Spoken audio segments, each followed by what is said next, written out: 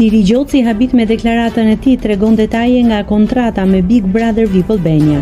Tiri Gjoci, i cili këtë sezon mori pjesë në Big Brother VIP Albania së bashku me partneren e tij Krisa Caushi, ka zbuluar një detaj interesant rreth kontratës së programit. Edhe pse çifti nuk qëndroi gjatë në shtëpi dhe u eliminua, ata u rikthyen për pak kohë për të marrë pjesë në dasmën e Gjestit dhe të Eglit, së bashku me disa ish-banor, opinionistët Arber Hajdari, Neda Palluku si dhe moderatorin Ledion Liço.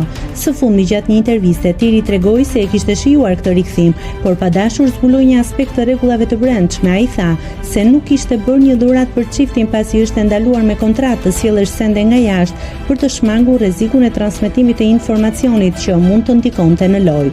Nuk mund t'i çonim dot asgjë çiftit. Çdo gjë që futet do të përdoret kundër teje në kontratë, sepse merret si ndihmë apo informacion nga jashtë, tha Tiri.